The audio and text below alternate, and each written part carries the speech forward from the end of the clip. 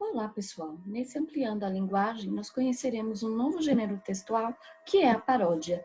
A paródia nada mais é que a criação de um texto a partir de um outro texto, certo? Ou seja, todos nós já conhecemos a historinha da Chapeuzinho Vermelho, desde nossa infância. Agora, aqui eu tenho Deu a Louca na Chapeuzinho. É um novo formato sobre a história da Chapeuzinho, certo? Realizada em filme de 80 minutos. E é uma paródia, porque é uma releitura da história, porém com um aspecto mais humorístico, certo? Mais de comédia. Esse é o grande intuito da paródia. Você criar um outro texto a partir do original, certo? E aí você alterar esse texto com base em um caráter mais cômico, mais engraçado, mais bem-humorado do texto, tá? Então, ó, um texto produzido com base em outro já conhecido, mantendo algum dos elementos originais, mas alterando-os e acrescentando outros, dando à história geralmente um caráter mais cômico e humorístico, recebe o nome de paródia, tá? Então, nós podemos fazer paródia de tudo quanto é tipo de texto. Nós podemos fazer paródia com poemas também, com letras de canções, né, de música.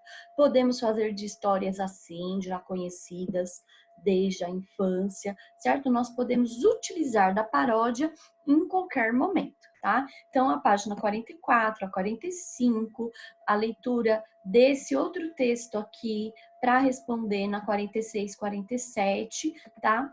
Vocês já estão preparados, ok? E a Pro vai também já deixar explicado aqui algo sobre adjunto adnominal, certo? Adjunto é algo que está acompanhando, que está junto a um nome, certo? Por isso adjunto adnominal, certo? É um termo que ele vem acoplado, que ele vem junto, né, nas imediações de um nome, ok? Por isso adjunto adnominal. Lembrando que os adjuntos adnominais, eles não têm um caráter assim muito especial, importante dentro de um texto. Ele é colocado, logicamente, ele vai fazer com que o texto fique detalhadamente caracterizado, porém, se tirarmos algumas características desse mesmo texto, desse mesmo nome que vem no texto, ele não vai perder o seu sentido global. Ele ainda assim nós conseguiremos entendê-lo, tá? Então, o adjunto adnominal, ele é considerado um termo não essencial da oração, certo? Mas é importante a gente saber localizá-lo, certo? Então, ó, vamos lá.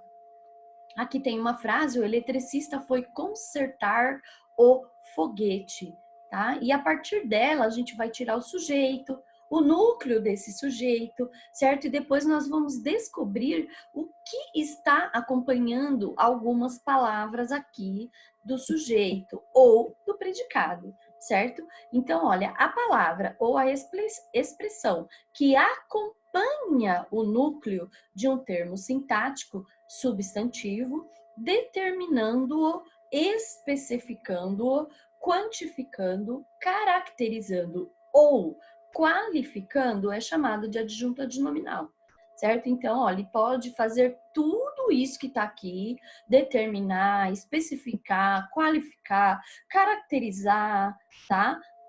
Quantificar, tá? Só que, como a Pro falou, não é um termo essencial da oração. Ele acompanha o núcleo, ou do sujeito ou do predicado, certo? Porém, se eu, de repente, tirar esse adjunto adnominal, ele não vai pesar tanto no meu entendimento da oração, da construção desse texto, tá bom?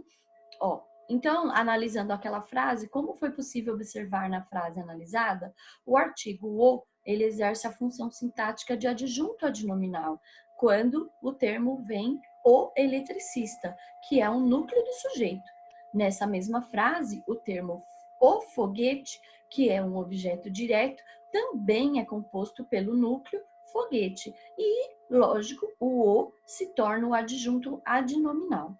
As classes gramaticais que exercem função sintática de adjunto adnominal são os artigos, tá? Ó, os adjetivos, as locuções adjetivas, os numerais, tá?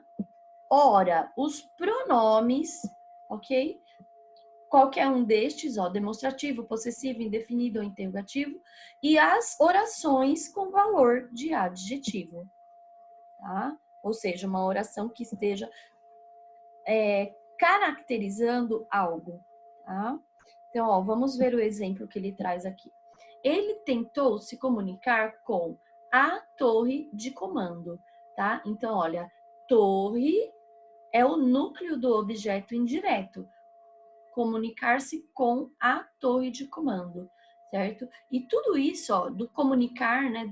Tentou se comunicar com a torre de comando, certo? É um objeto indireto devido à preposição, certo? Mas a torre, sendo o núcleo, o que a acompanha? O a, tá? E o de comando, que fazem parte do objeto direto e também conhecidos como adjuntos adnominais, tá bom?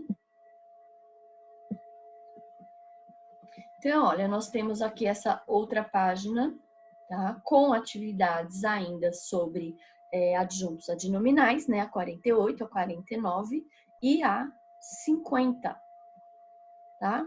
Que vocês poderão responder e faremos a conferência na videoaula, certo? Na videoaula não, desculpa, na aula online, certo? E vocês terão a orientação lá em atividades para responderem tais exercícios de página a página, estará tudo lá nos dados dentro de atividades do Classroom.